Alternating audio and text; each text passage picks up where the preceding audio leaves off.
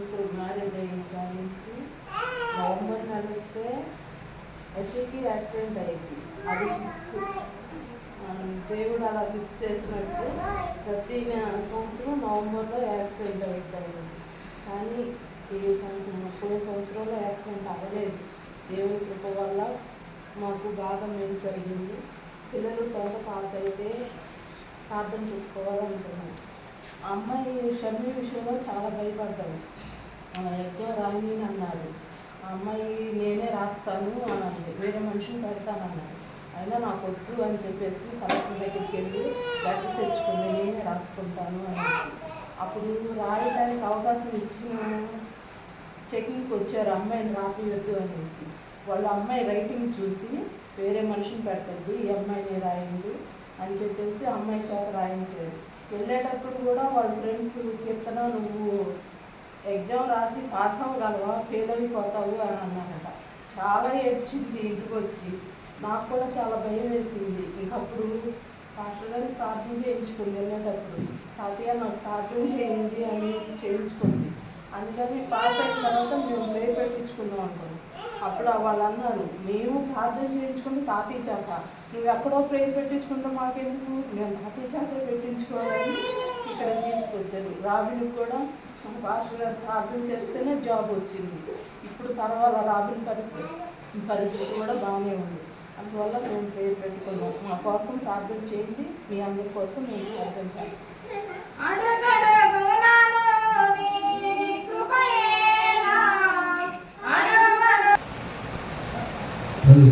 హల్లెలూయా హల్లెలూయా.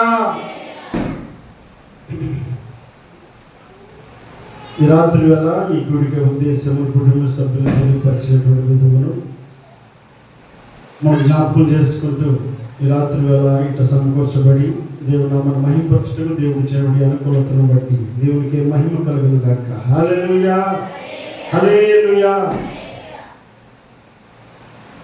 పరిశుద్ధ గ్రంథంలో ఒక మాట చదువుకుందా.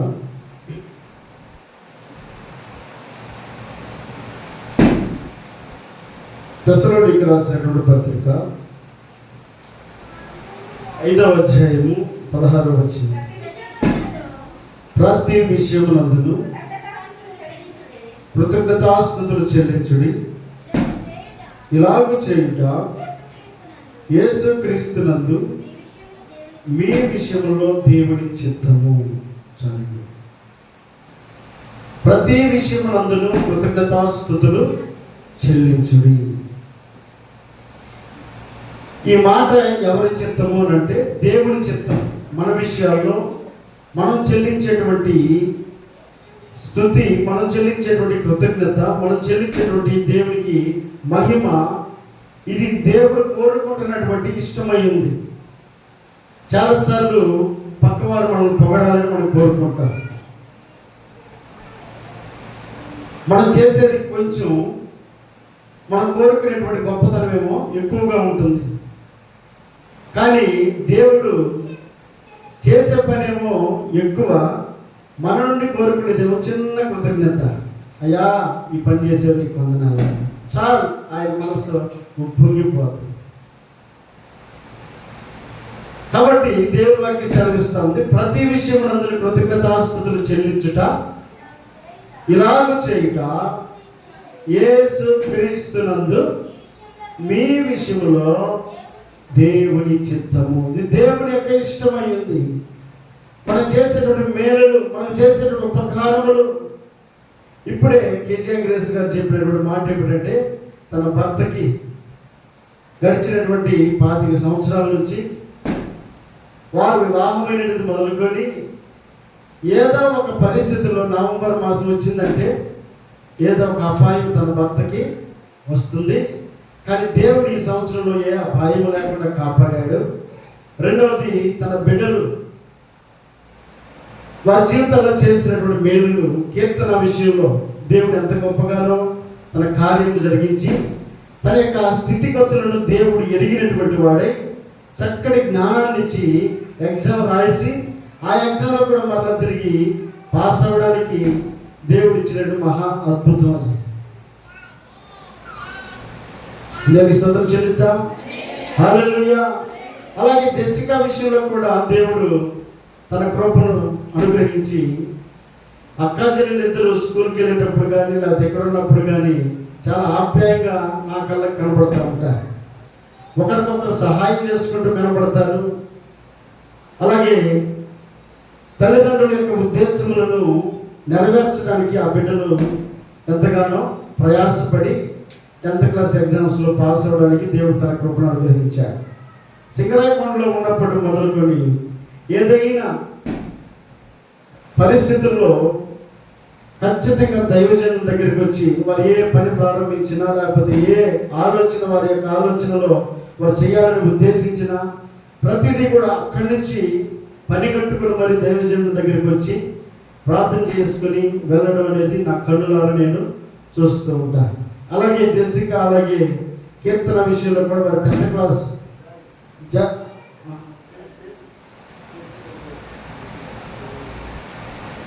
అయితే వారిరువురు ఆ 10th క్లాస్ ఎగ్జామ్స్కి ఇద్దరు కూడా యశ్యా గారు అలాగే కేజీఆర్ గ్రేస్ గారు ఇరువురు కూడా ఇంటికి వచ్చి మరి ప్రార్థన చేసి బిడ్డలకి దేవుని యొక్క దీవెన ఉండాలని ఎంతో కోరుకొని వారు ఆశించినటువంటి ఆశ భంగం కాకుండా దేవుడు నిలబెట్టినటువంటి సందర్భంలో దేవునికి చెల్లించేటువంటి కృతజ్ఞత వారు ఈ సమయం ముందు చెల్లిస్తూ ఉండటం ఎంతైనా దేవునికి మహిమకరమైంది.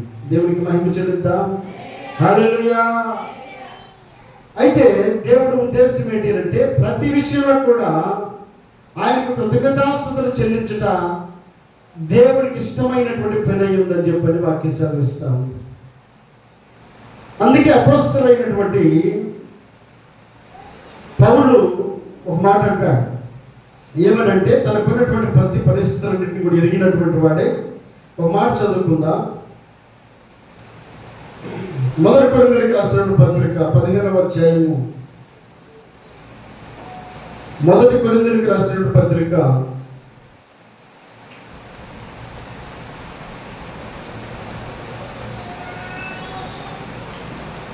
1వ అధ్యాయము 15వ అధ్యాయం 10వ వచనం. అయినను నేను ఏమై ఉన్నాను అది దేవుని కృప వలనే అయి ఉన్నాను. చాలండి. అపోస్తలుడైనటువంటి పౌలు తన జీవితంలో ఎంతో గొప్పవాడు, ఉన్నత స్థితిని ఎరిగినటువంటి వాడు, గొప్పవాడిగా పేరు పొందినవాడు, జ్ఞాని అని ఎంచబడినవాడు, అలాగే శారీరకమైనటువంటి బలం కలిగిన వాడు, అనేకులను భయపెట్టగలిగినటువంటి వాడు. ఇంతటి వాడైనటువంటి అపోస్తలుడైన పౌలు దేవునికి లోబడిన తర్వాత తన స్థితిగతులన్నింటినీ దేవునికి అప్పగించుకొని దేవుని మార్గంలో నడుస్తున్నటువంటి అపోస్తలుడైన పౌలు 14 పత్రికలు రాశాడు. ఎంత గొప్ప పరిచర్య తన జీవితంలో చేశాడో.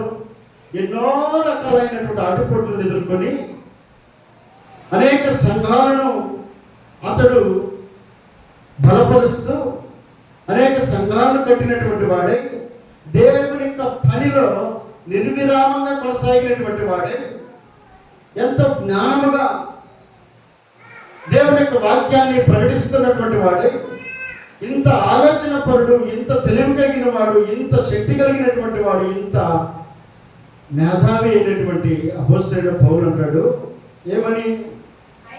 అయినను ఏమైనను నేను ఒకవేళ నా దగ్గర జ్ఞానం ఉన్నను, నా కాడ బలం ఉన్నను, నా కాడ శక్తి ఉన్నను, నేను ఒకవేళ ఉన్నత స్థితిలో ఉన్నటువంటి వాడినైనాను, లేదా ఉన్నత కులంలో పుట్టినటువంటి వాడినైనాను, నా దగ్గర అన్నీ ఉన్నప్పటికీ అయినను నేను ఏమై ఉన్నానో అది కేవలము దేవుని కృప వలననే అయి ఉన్నాను. దేవుని స్తోత్రం చెల్లిద్దాం. హల్లెలూయా. ఇది దేవుడు కోరుకుంటున్నటువంటి ఆలోచన. ప్రతి విషయం నందు కృతజ్ఞతాస్తుతులు చెల్లించుట ఇది యేసుక్రీస్తునందు ఇది దేవుని చిత్తమైంది. తండ్రి కోరుకున్నటువంటి కోరిక ఏమిటంటే ప్రతి విషయంలో మనం దేవునికి స్తుతి చెల్లించే వారమై ఉండాలి. అపోస్తలుడైన పౌలు గొప్ప పేరు కలిగినటువంటి వాడే, గొప్ప ఉన్నత స్థితిలో ఉన్నటువంటి వాడే. అపొస్తలుడు పౌలు అంటాడు, తన స్థితిగతులన్నింటి పక్కన పెట్టుకొని తన ఉన్నత స్థితిని అతడు ఏమాత్రం హెచ్చించుకొనక 14 పత్రికలు రాసి అనేక సంఘాలకు పెద్దవాడిగా పిలువబడుతున్నటువంటి ఈ పౌలు గారు అంటున్న మాట ఏమిటంటే, నేను ఏమై ఉన్నానో అది కేవలము దేవుని కృప వలనని. నా బలం అనడం లేదు, నా జ్ఞానం అనడం లేదు, నా శక్తి అనడం లేదు. ఇంత గొప్ప పరిచర్య చేసినప్పటికీ తాను తన మహిమను దేవునికి అప్పగిస్తా ఉన్నాడు, తన ఘనతను దేవునికి అప్పగిస్తా ఉన్నాడు. తనకున్న ప్రతి పరిస్థితుల్లో కూడా దేవునికి ఉన్నతమైనటువంటి స్థానాన్ని అతడు ఇచ్చేటువంటి వాడై ఉన్నాడు. నేను ఏమై ఉన్నాను అది కేవలం దేవుని కృప వలననే అని అంటూ ఉన్నాడు. దేవుడిచ్చిన కృప వలననే. ఇప్పుడు మనం సాక్ష్యాన్ని వింటా ఉన్నాం. ఇది కేవలం దేవుడిచ్చినటువంటి కృప. నా భర్తకి దేవుడు కాపుదలనిచ్చిన, లేదా ఈ 25 సంవత్సరాలు మా కుటుంబంలో దేవుడు కాపుదలనిచ్చిన, దేవుడు మా బిడ్డలను అనుగ్రహించి ఆ బిడ్డలకు కాపుదలనిచ్చిన, తన కుమారుడు డ్యూటీకి రాకపోకల్లో దేవుడు ఇచ్చిన క్షేమస్థితిని బట్టి అయినను, అలాగే ఇచ్చినటువంటి కుమార్తెలు వారి చదువుల్లో వారు ఉత్తీర్ణత సాధించినటువంటి ఇంత గొప్ప పరిస్థితులు తన కుటుంబంలో ఉన్నప్పటికీ ఇది మా వలన కలిగింది కాదు, ఇది కేవలం దేవుని కృప వలన. ఇది దేవుడు చేసిన మేలు మాత్రమే. దేవుడు చేసినటువంటి మేలును జ్ఞాపకం చేసుకుంటే ఏం చేయగలుగుతాం? కృతజ్ఞత చెల్లించగలుగుతాం. ఈ రాత్రి వేళ ఈ కుటుంబ సభ్యులు తెలియపరుస్తున్నటువంటి మాట ఏమిటంటే, ఇది కేవలము దేవుని కృప వలన మాత్రమే సాధ్యమైంది. మా గొప్పతనం ఏమి కూడా లేదు, మా ఘనత ఏమి కూడా లేదు. మాకు మేలు చేసిన వాడు ఆయన, మాకు ఉపకారం చేసిన వాడు ఆయన. కష్టకాలములలో, ఇరుకు సమస్యలలో, ప్రతి పరిస్థితుల్లో కూడా చాలిన దేవుడిగా నిలబడినటువంటి వాడు దేవుడే. కాబట్టి ఆ దేవునికి చెల్లించేటువంటి కృతజ్ఞత దేవునికి మహిమకరమైంది. కాబట్టి భక్తుడైనటువంటి దావీదు అంటాడు, చదువుదాం 57వ కీర్తన 10వ వచనంలో. 57వ కీర్తన 10వ వచనము, ప్రభువా జనములలో నీకు కృతజ్ఞతాస్తుతులు నేను చెల్లించెదను, ప్రజలలో నిన్ను కీర్తించెదను. చాలండి. ప్రభువా జనములలో నీకు కృతజ్ఞతాస్తుతులు చెల్లించెదను, ప్రజలలో నిన్ను కీర్తించెదను అని 57వ కీర్తనలో భక్తుడు దావీదు మాట్లాడుతూ ఉన్నాడు. ప్రజలలో నేను కీర్తిస్తానయ్యా, అంత మాత్రమే కాదు, జనములలో నీకు కృతజ్ఞతాస్తుతులు చెల్లిస్తాను. కృతజ్ఞత అంటే చేసినప్పుడు మేలుని జ్ఞాపకం చేసుకోవడం. ఏం మేలు చేస్తాడని దావీదు జ్ఞాపకం చేసుకుంటా ఉన్నాడు. ప్రజల్లో కీర్తిస్తానంటున్నాడు, జనములలో ఆయనకు కృతజ్ఞతాస్తుతులు చెల్లిస్తానంటున్నాడు. అక్కడే అదే కీర్తనలో దావీదు యొక్క స్థితిగతులను మనం పరిశీలన చేస్తే మొట్టమొదటి వచనం అంటాడు, నన్ను కరుణింపుము దేవా, నన్ను కరుణింపుము, నేను నీ శరణు చొచ్చి ఉన్నాను. ఈ ఆపదలు తొలగిపో వరకు నీ రెక్కల నీడను నేను శరణ చొచ్చి ఉన్నాడు. దావీదు అంటాడు, నేను నీకు కృతజ్ఞతాస్తుతులు చెల్లిస్తానయ్యా అని అంటున్నాడు. జనములలో నేను కీర్తిస్తానని అంటున్నాడు. ఎందుకు కీర్తిస్తాడు? ఏ మేలు పొందుకొని దేవుని మహిమపరుస్తూ ఉన్నాడు? ఏ ఉపకారము దేవుని ద్వారా పొందుకొని దేవుని గణపరచడానికి ఇష్టపడతా ఉన్నాడు? ఏ మేలును అనుభవించి దేవునికి కృతజ్ఞత చెల్లించడానికి అతను ఇష్టపడతా ఉన్నాడు అంటే ఈ ఆపదలు తొలగిపోవు వరకు అని అంటున్నాడు. అంటే దావీదు ఎక్కడ ఉన్నాడు? ఇప్పుడు ఆపదలలో ఉన్నాడట, కష్టాలలో ఉన్నాడు. కష్టాలలో ఉన్నటువంటి దావీదు దేవుని గుర్తెరిగిన వాడిగా ఉన్నాడు. సుఖాల్లో ఒకవేళ మర్చిపోవచ్చాము, కానీ కష్టాల్లో ఉన్నప్పుడు మాత్రం తప్పక దేవుడి జ్ఞాపకం వస్తాడు. ఎందుకు? అన్ని పరిస్థితులు మనకు అనుకూలించినప్పుడు గుర్తించిన తర్వాత ముందు మనకు దేవుడే. అన్ని దారులు మోసుకుపోయిన తర్వాత మన దిక్కు, మన దారి, మన గమ్యము దేవుడే. ఎక్కడున్నాడు ఇప్పుడు దావీదు? తన స్థితి, తన పరిస్థితులన్నింటినీ గమనించినటువంటి దావీదు దేవుని శరణొచ్చి ఉన్నాడు. ఎలాంటి పరిస్థితి దావీదు చేతిలో వచ్చింది? పైన హెడ్లైన్లో ఏమన్నది? పైన గుహలో దావీదు సౌలు వద్ద నుండి పారిపోయినప్పుడు అతడు రచించిన కీర్తన. ఎక్కడి నుండి పారిపోయాడు? సౌలు వద్ద నుండి పారిపోయి గుహలో దాక్కుని రాస్తున్న కీర్తన ఇది. అనేక సమస్యలు మన జీవితంలో కూడా ఎదురవుతూ ఉంటాయి. అనేక పరిస్థితులు మన జీవితాలు ఎదురవుతూ ఉంటాయి. అనేక ఒడిదుడుకులు మన జీవితాలు ఎదురవుతూ ఉంటాయి. అనేక పరీక్షలు మన జీవితాల్లో ఎదురవుతూ ఉంటాయి. అనేక పరీక్షలు మన జీవితాలు ఎదురైనప్పుడు, ప్రతికూల పరిస్థితులు మన జీవితాల్లో కనబడతా ఉన్నప్పుడు మన గమ్యం ఎటువైపు, మన దారి ఎటువైపు, మన ఆలోచన ఎటువైపు, మన ప్రార్థన ఎటువైపు, మన నమ్మిక ఎటువైపు?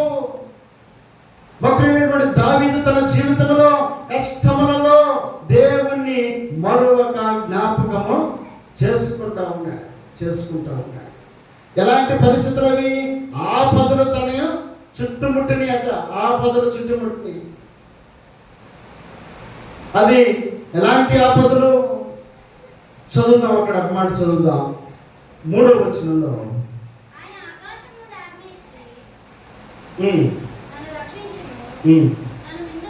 నన్ను మృంగగోరు వారు దూషణలు పలుకున్నప్పుడు దేవుడు తన కృపాసత్యములను పంపును. తన ఆపదలు ఎలాంటిదట? తనను మృంగగోరు వారు దూషణలు పలుకుతా ఉన్నారు. రెండవది ఏంటి?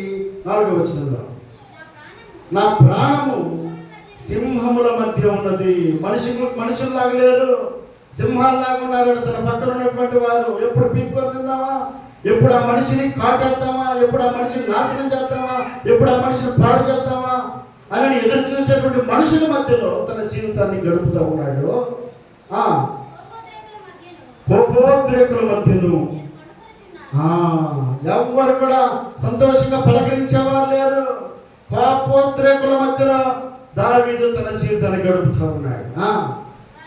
వారి దంతములు శూలములు, అవి అంబులు, వారి నాలుక వాడిగల కత్తి. నాలుగుతోటే మనిషిని చంపినంత పని చేస్తూ ఉన్నారట.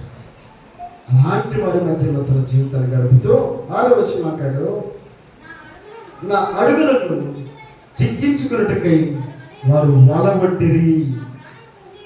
నా ప్రాణము కృంగి ఉన్నది, నా ఎదుట గుంట త్రవ్వి చాలండి. ఎంతమంది ఉన్నారు? తన దింగగోరు వారు ఉన్నారు. తన ప్రాణము సింహముల మధ్య ఉన్నది, కోపోద్రేకుల మధ్య ఉన్నాడు. వారి దంతములు శూలముల వంటివి, వారి నాలుక వాడిగల కత్తి. నా అడుగులు చిక్కించుకున్నట్టుకే వారు వలబట్టి ఉన్నారు. నా ప్రాణము కృంగి ఉన్నది, నా ఎదుట గుంట త్రవ్వి ఉన్నారు. ఇలాంటి వారి మధ్యలో, ఈ ఆపదలన్నీ తన చుట్టూ ఉన్నటువంటి పరిస్థితుల్లో దావీదు చేసిన పని ఏంటంటే దేవునికి ప్రార్థన చేస్తూ ఉన్నాడు.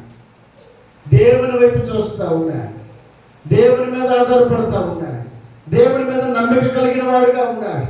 దేవుడితో అంటున్నాడు, నా దేవా నన్ను కరుణింపుము, నన్ను కరుణింపుము, నేను నీ శరణ వచ్చి ఉన్నాను. నాకెవ్వరు ఆధారము లేదు, నా ఆధారము నీవే.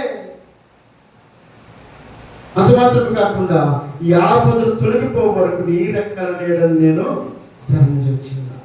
ఇవి నా నుండి తీసివేసే వరకు నీ నుండి నేను మాత్రం ఎక్కడికి కదలనయ్యా. నన్ను కాపాడేవాడవు నీవే, ఈ ఆపదలను తొలగించేవాడవు నీవే, నన్ను ధైర్యపరిచేవాడవు నీవే. అంత మాత్రమే కాకుండా 2వ వచనం ఏమంటాడు అంటే దావీదు యొక్క నమ్మిక కష్టంలో కూడా దేవుని మీద ఎలా ఆధారపడుతున్నాడో తెలుసా? మహోన్నతుడైనటువంటి దేవునికి, నా కార్యము సఫలము చేయు దేవునికి నేను మొరపెట్టుచున్నాను. ఇంత కష్టంలో పారిపోయినటువంటి దావీదు, అడవుల్లో ఉన్నటువంటి దావీదు, అరణ్యంలో ఉన్నటువంటి దావీదు దేవుని మీద నమ్మిక కలిగి ఉండటం మాత్రమే కాకుండా దేవుని ఏం చేస్తున్నాడు తెలుసా? మహిమపరుస్తూ ఉన్నాడు. మహోన్నతుడైన దేవుడు అని అంటూ ఉన్నాడు. దేవుని యొక్క ఉన్నత స్థితిని ఎలా జ్ఞాపకం చేసుకున్నాడో తెలుసా? కష్టంలో కూడా దేవుని మహిమను అతను తగ్గించకుండా, నిన్ను నమ్ముకుని నాకు వచ్చిన మేలేంటి, నాకు కలిగినటువంటి ఈ కష్టం, అనేకులు నన్ను అవమానపరుస్తూ ఉన్నప్పుడు నువ్వు నాకు చేసిన ఉపకారం ఏంటి, నాకు చేసిన మేలేంటి అని చెప్పని కసబుసులాడేటువంటి మనసు కలిగినటువంటి దావీదుగా అక్కడ కనబడడం లేదండి. దూరంగా వెళ్ళినప్పటికీ, అరణ్యంలో ఉన్నప్పటికీ, ఒంటరిగా ఉన్నప్పటికీ దేవుని గొప్పతనాన్ని మాత్రం మర్చిపోలేదు. దేవుడు ఎలాంటి వాడో మర్చిపోలేదు. ఆయన అంటాడు కదా, మహోన్నతుడైనటువంటి దేవునికి, నా కార్యము సఫలము చేసే దేవునికి నేను మొరపెడతాను. దావీదు యొక్క నమ్మిక దేవుడు వమ్ము చేయలేదండి. ఏం చేశాడు?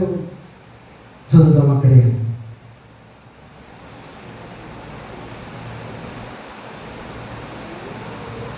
7వ వచనంలో, నా హృదయము నిబ్బరముగా ఉన్నది దేవా, నా హృదయము నిబ్బరముగా ఉన్నది, నేను పాడుచు స్తుతిగానము చేసేదను. నా ప్రాణమా మేలుకొనుము, స్వరమండలమా సితారా మేలుకొనుడి, నేను వేకువనే లేచెదను. నీ కృప ఆకాశం కంటే ఎత్తైనది, నీ సత్యము మేఘ మండలం వరకు వ్యాపించి ఉన్నది. ప్రభా, జనములలో నీకు కృతజ్ఞతాస్తుతులు చెల్లించేదను, ప్రజలలో నిన్ను కీర్తించేదను. దావీదు యొక్క కృతజ్ఞత ఎట్టి పరిస్థితుల్లో ఆపదలు తన చుట్టూ ఉన్నప్పుడు ఆ ఆపదల్లో నుండి తప్పించినటువంటి దేవునికి మహిమ చెల్లిస్తా ఉన్నాడు.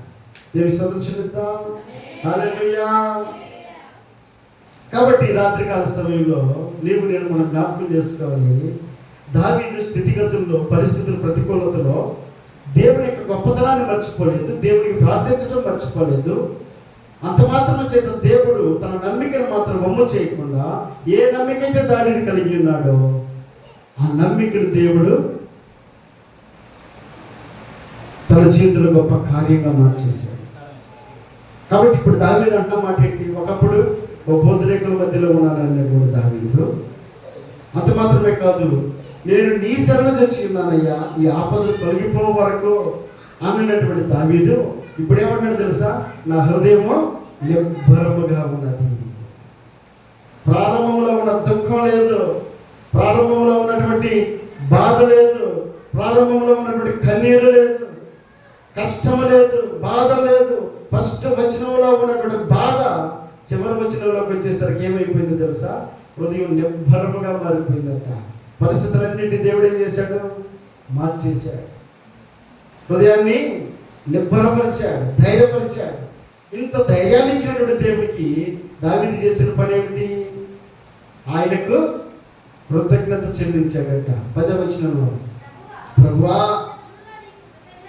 జనములలో నేను నీ కృతజ్ఞతాస్తుతులు చెల్లించదను, ప్రజలలో నిన్ను కీర్తించదను. దేవుని కనపరుస్తా ఉన్నాడు దావీదు ఈ రాత్రికాల సమయంలో.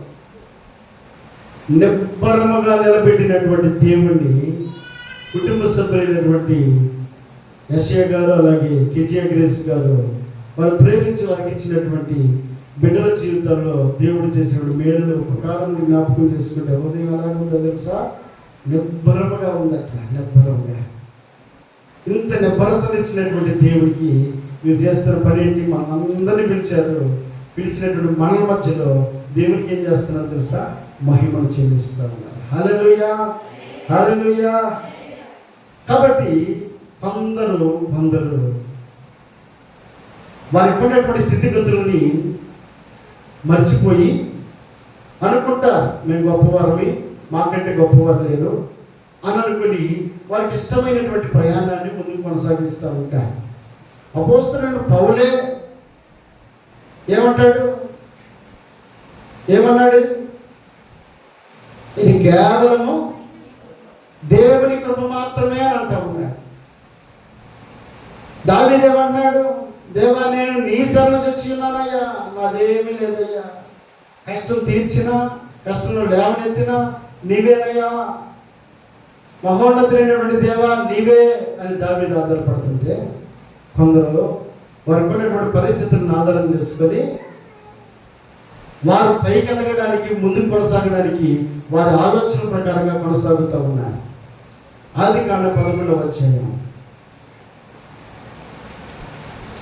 ఆదికాండం 11వ అధ్యాయం మొదటి వచనం నుండి. భూమి అందంతటా ఒక్క భాషయు ఒక్క పలుకును ఉండెను. వారు తూర్పున ప్రయాణమైపోవచ్చుండగా షీనారు దేశము ముందు మైదానం వారికి కనబడెను. అక్కడ వారు నివసించి మనము ఇటుకలు చేసి బాగుగా కాల్చుదాము రండి ఒకరితో ఒకడు మాట్లాడుకునేది. రాళ్ళకు ప్రతిగా ఇటుకలను, అడుసునకు ప్రతిగా మట్టికీలను వారికి ఉండెను. మరియు వారు మనము ఇక్కడ జాగ్రత్తగా ఉందాం. మనము భూమి ఎందంతటా చెదరిపోకుండా ఒక పట్టణమును, ఆకాశమునంటూ శిఖరము గల ఒక గోపురమును కట్టుకొని, ఏం కావాలంట వీళ్ళకి? పేరు సంపాదించుకుందాము రండని వారు మాట్లాడుకుంటా ఉన్నారట. పేరు సంపాదించుకోవడానికి వారు ప్రయత్నం చేస్తూ ఉన్నారు. ఘనత ఎవరికి కావాలట? వారికి కావాలట. మహిమ ఎవరికి కావాలి? వారికి. దేవుని మర్చిపోయారు, దేవుని పక్కన పెట్టేశారు. దేవుని గొప్ప చేసేటువంటి ఆలోచన వారి హృదయంలో లేదు. వారందరూ ఒక చోట చేరి వారు అనుకున్నారు, వారు మాట్లాడుకుంటా ఉన్నారు, మనం పేరు సంపాదించుకుందాము రండి అని ఒకరినొకరు ఏం చేస్తున్నారు? పిలుచుకుంటా ఉన్నారు. ఎక్కడ దాకా కడతారట? ఆకాశం అనేటటువంటి గోపురం కట్టి వీరికి పేరు వచ్చేటట్లుగా ప్రయత్నం చేయడానికి ఆలోచన చేస్తూ ఉన్నారు. అయితే దేవుడు ఏం చేస్తున్నాడు? యెహోవా నరుల కుమారులు కట్టిన పట్టణమును, గోపురమును చూడడానికి ఆయన దిగి వచ్చెను. అప్పుడు యెహోవా, ఇదిగో జనము ఒకటి, వారందరికీ భాష ఒకటి, వారు ఈ పని ఆరంభించి ఉన్నారు. ఇక మీదట వారు చేయదలుచు ఏ పని అయినను చేయకుండా వారికి ఆటంకమేమీ ఉండదు. కనుక మనము దిగిపోయి వారిలో ఒకరి మాట ఒకరికి తెలియకుండా అక్కడ వారి భాషను తారుమారు చేయదము రండని అనుకునేను. అలాగూ యెహోవా అక్కడ నుండి భూమి అందంతటా వారిని చెదరగొట్టారు. కనుక వారు ఆ పట్టణమును కట్టుట మానిరి. చదవండి. దాని పేరేం పేరట? దానికి బాబేలు అని పేరు పెట్టింది. ఎందుకనగా అక్కడ యెహోవా జనులందరి భాషను తారుమారు చేసెను. అక్కడ నుండి యెహోవా భూమి అందంతటా వారిని చెదరగొట్టెను. అలాగూ యెహోవా అక్కడ నుండి భూమి అందంతటా వారిని చెదరగొట్టెను. కనుక వారు ఆ పట్టణమును కట్టుట మానిరి. వారు అనుకున్న నరుని ఆలోచనలు అనేకములు, యెహోవా తీర్మానమే స్థిరం. ఆయన స్థిరపరచారు మన ఆలోచనలు. మన ఆలోచనలు మనం ఊహించుకుంటే సరిపోదు. మన ఆలోచనలకు ఆయన యొక్క సహాయం కూడా తోడవ్వాలి. మన ఆలోచనలకు ఆయన యొక్క తోడ్పాటు కూడా మనతో ఉంటే ఆ పరిస్థితులన్నీ కూడా సాఫీగానే ముందుకి కొనసాగుతాయి. మనం చేసే ఆలోచనలు ఇది దేవునికి ఇష్టమా కాదా అనేది ఆ పక్కన పెట్టేసి మన ఇష్ట ప్రకారమే మనం ఆలోచన చేసుకుంటూ పోతా ఉంటే మన ఇష్టాలుగానే ఉంటాయి. అవి నెరవేరనటువంటి పరిస్థితులు కనబడుతూ ఉంటాయి.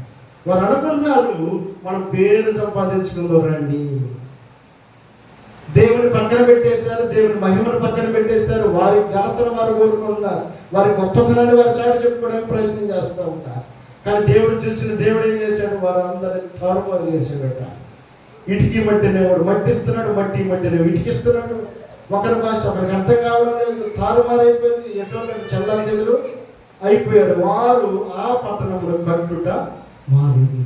ఏమైపోయింది? వారి ఆలోచనలన్నీ కూడా అడియాసలు అయిపోయింది. ఈ రాత్రికాల సమయంలో దేవుడు జ్ఞాపకం చేస్తుంది ఏంటంటే, దేవుడికి చెల్లించేటువంటి మహిమను దేవుడికి మాత్రమే చెల్లించగలిగితే ప్రతి పరిస్థితుల్లో కూడా దేవుడు మన పరిస్థితులన్నింటినీ కూడా చాలినటువంటి సహాయం అందించేవాడై ఉంటాడు. కాబట్టి మహిమ చెల్లించాల్సిన దేవుడిని ప్రక్కన పెడితే దేవుడు మన ఆలోచన కూడా ఆయన పక్కన పెడతాడు.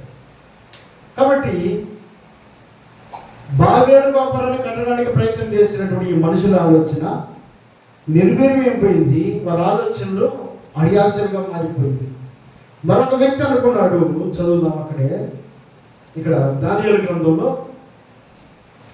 దానియేలు గ్రంథం 5వ అధ్యాయము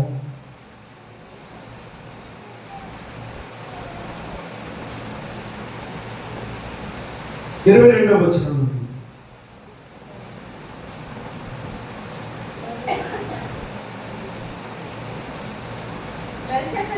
బెల్షస్సరు అతని కుమారుడు వగు నీవు ఈ సంగతిని అంతయు ఎరిగియుండి నీ మనస్సును అణుచుకొనక పరలోకమందున్న ప్రభువు మీద నిన్ను నీవే హెచ్చించుకొంటివి.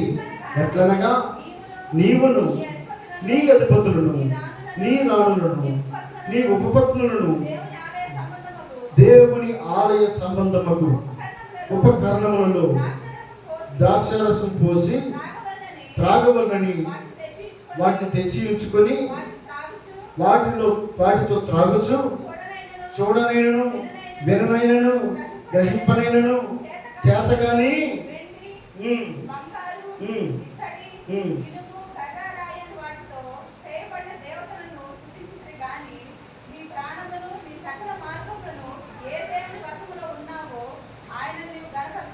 చాలండి. బెల్షస్సరు అనబడేటువంటి వ్యక్తి గొప్ప రాజు. ఈ రాజు ఈ అధికారమును, ఈ ఆధిక్యతను, ఈ ఆధిపత్యాన్ని పొందుకునేటువంటి బెల్షస్సరు ఎవరికి మహిమకరంగా ఉండాలి? దేవునికి మహిమకరంగా ఉండాలి, దేవుని గణపరిచే వ్యక్తిగా ఉండాలి, దేవునికి కృతజ్ఞత చెల్లించే వ్యక్తిగా ఉండాలి, దేవునికి అనుకూలంగా ఉండే వ్యక్తిగా ఉండాలి, దేవుని ఇష్టాన్ని నెరవేర్చే వ్యక్తిగా కూడా ఉండాల్సిన బాధ్యత బెల్షస్సరు అనబడేటువంటి రాజు మీద ఉంది. ఎందుకంటే ఆయనే కదా అధికారం ఇచ్చింది, ఆయనే కదా ఆధిక్యతను ఇచ్చింది. ఈ ఆధిక్యతను, అవకాశమును అనుకూలంగా మార్చుకుని దేవునికి ఇష్టడుగా బ్రతకాల్సినటువంటి బెల్షస్సరు తన ఇష్టాన్ని నెరవేర్చుకోవడానికి ప్రయత్నం చేస్తూ ఉన్నాడు. అధికారం చేతిలో ఉంది, ఆధిపత్యం చేతిలో ఉంది, నా ఇష్ట ప్రకారంగా నేను చేద్దామనేటువంటి ప్రయత్నం తన జీవితంలో ఎప్పుడైతే మొలిచిందో ఆకాశంలో ఉన్నటువంటి దేవుడు బెల్షస్సరు అనబడేటువంటి వ్యక్తితో మాట్లాడుతూ ఉన్నాడు. ఆధిక్యతను ఇచ్చినటువంటి ఆ దేవుడు ఏమని మాట్లాడుతున్నాడు? పరలోకమందున్న ప్రభువు మీద నిన్ను నీవే హెచ్చించుకుంటివి. ఎట్లనగా ఏం చేశాడు ఈ బెల్షస్సరు అంటే? దేవుని మందిరంలో ఉపకరణాలు ఉన్నాయి, వస్తువులు ఉన్నాయి. ఈ వస్తువులను ఏం చేశాడు తెలుసా? బయటికి తీసుకొచ్చి తన ఫ్రెండ్స్ని, తన స్నేహితులందరినీ కూడా పిలుచుకొని, అలాగే తన రాణుల్ని, తన భార్యల్ని, తన ఉపపత్నులను కూడా పిలుచుకొని అందరినీ చుట్టూ కూర్చోబెట్టుకొని వాళ్ళందరికీ కూడా ఒక మంచి డిన్నర్ ఒకటి ఏర్పాటు చేసి ఎంజాయ్ చేస్తూ ఉన్నాడు. ఎలాంటి ఎంజాయ్ అది? దేవుడి మందిరంలో ఉన్నటువంటి ఉపకరణాలు అంటే వస్తువులను తీసుకొని అతడు మందు తాగడానికి ఉపయోగిస్తూ ఉన్నాడు. తనకి ఇష్టం వచ్చినట్టుగా ప్రవర్తిస్తూ ఉన్నాడు. వ్యసనానికి దేవుడి మందిరంలో ఉపకరణాలని, దేవుడి మహిమను ఏం చేస్తున్నాడు? ప్రక్కన పెట్టేశాడు. దేవునికి మహిమ చెల్లిస్తూ ఉన్నాడు. వెండి,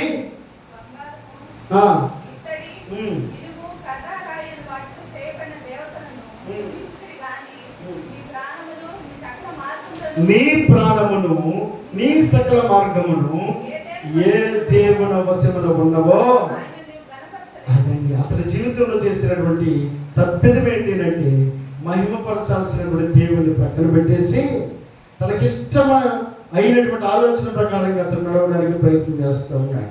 దేవుని మందిరంలో ఉన్నటువంటి ఉపకరణాలను లెక్క చేయలేదు. రెండోది దేవుని కూడా అతడు లెక్క చేయాలి. మహిమ చెల్లించాల్సినటువంటి దేవుణ్ణి మహిమ పరచనందున ఇప్పుడు దేవుడు అంటున్నాడు, ఏమని అంటున్నాడు? కావున ఆయన ఎదుట నుండి ఈ అరచేయి వచ్చి ఈ వ్రాతను రాసిన శాసనం మీదనగా మెనే మెనే టేకిల్ ఓ పార్సన్. ఈ వాక్య భావం ఏమనగా, మెనే అనగా దేవుడు నీ ప్రభుత్వ విషయంలో లెక్క చూచి దానిని ముగించెను. టెకేల్ అనగా ఆయన నిన్ను త్రాసులో తోచగా నువ్వు తక్కువగా కనబడుతుంది. దేవుడు కాటా వేసాడు. తన మంచితనం ఏందో, తన గొప్పతనం ఏందో, దేవునికి సరిపోయినటువంటి వ్యక్తిగా ఉన్నాడో లేదో కాటా వేస్తే ఆ త్రాసులో అతడు తేలిపోయాడట. ఎక్కడ కూడా కాస్త కూడా బరువు లేదు. పెరేస్ అనగా నీ రాజ్యము నీ యొద్ద నుండి విభాగింపబడి మాదీయులకును పారసీయులకును.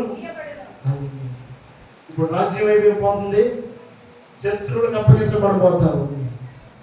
కారణం ఏంటి? చేతిలో ఉన్నంతసేపు గర్వం, ఆ చేతిలో ఉన్నంతసేపు దేవునికి మహిమ చెల్లించలా, ఆ అధికారం ఉన్నంతసేపు దేవుని స్తుతించలా, దేవుని ప్రక్కన పెట్టేశాడు, తన ఇష్టాన్ని నెరవేర్చుకుంటా వచ్చాడు.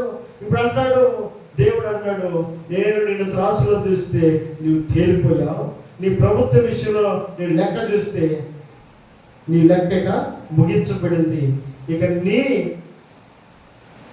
ఆలోచన ప్రకారంగా ఏది కూడా దేవుని నుండి పొందేటువంటి మేలు ఏది కూడా నీకు అందదు. ఇప్పుడు ఏం చేస్తున్నాడు? మాదీయులకును పారసీయులకును ఈ రాజ్యాన్ని అప్పగించేస్తున్నాడు. అతను చేసినటువంటి పొరపాటు ఏంటంటే, ఆధిక్యతను పోగొట్టడానికి చేసిన పొరపాటు ఏంటంటే 23వ వచనం అంటాడు,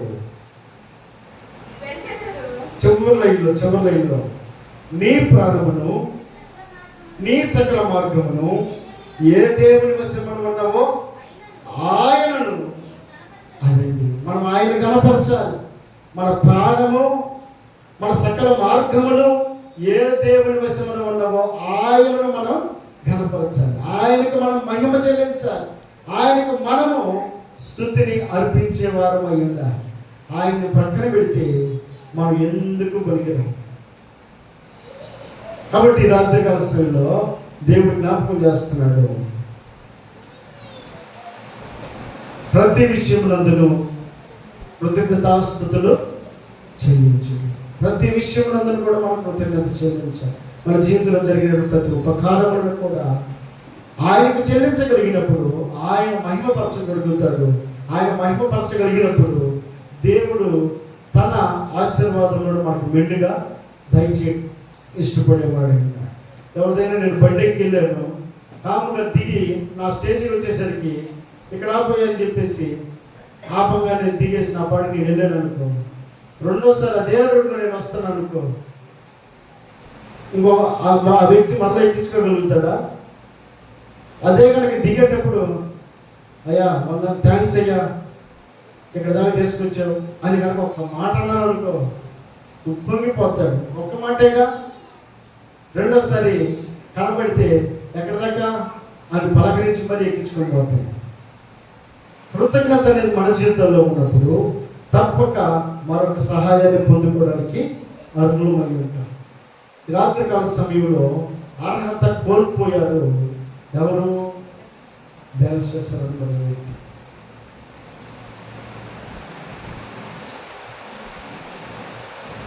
దావీదు తన జీవితంలో ఎదురైనటువంటి ఆపదలలో దేవుని యొక్క గొప్ప కార్యాలను అతను పొందుకోగలిగాడు. దావీదు అంటాడు, నా హృదయం నిబ్బరముగా ఉంది అని అంటున్నాడు. ఎందుకు దేవుడు సహాయం చేశాడంటే, దావీదు దేవుడికి కృతజ్ఞతాస్తుతులు చెల్లిస్తూ ఉన్నాడట. ఈ రాత్రికాల సమయంలో దేవుడు నీ జీవితంలో జరిగినప్పుడు మేలు ఉపకారములను తప్పక జ్ఞాపకము చేసుకోవాల్సిన వారమై ఉన్నాం. కనుక ఈ రాత్రికాల సమయంలో మన ప్రియులు యశ్యా గారు అలాగే కేజే గ్రేస్ గారు వారి జీవితంలో దేవుడు చేసిన మేలులు ఉపకారములు జ్ఞాపకం చేసుకుంటూ చెప్పబడినటువంటి సాక్ష్యాన్ని మనం వింటా ఉన్నాం. దేవుడు ఎన్నో ఉపకారాలు చేశాడు. తన కుమారుడు రాబిన్ రాకపోకల్లోనూ, అలాగే కుమార్తెలు కీర్తన అలాగే జెస్సిక ఇరువురు వారి చదువుల్లో 10వ తరగతి పాస్ అవ్వడానికి, వారికి ఉన్నటువంటి ప్రతి పరిస్థితుల్లో కూడా చాలిన దేవుడుగా, నవంబర్ వచ్చిందంటే ఏదో ఒక చిన్న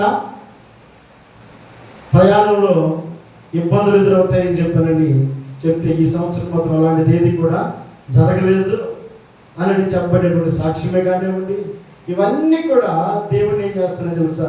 మహిమను చెల్లిస్తూ ఉన్నాయి. ఈ మహిమను బట్టి దేవుడు ఎంతగానో సంతోషిస్తూ ఉంటాడు. ఈ రాత్రికాల సమయంలో నీ జీవితంలో కూడా నీవు దేవునికి మహిమ చెల్లించే వ్యక్తిగా ఉంటే, దేవుణ్ణి సంతోషపెట్టే వ్యక్తిగా ఉండగలుగుతాం. ఆయన సంతోషపెట్టగలిగితే ఆయన దీవెనలు మనం పొందుకోగలుగుతాం. ఈ మాటలు దేవుడు దీవించి ఆశీర్వదించును గాక. ఆమేన్. ఈ సమయాన్ని దైవజనులకు ఇస్తాను.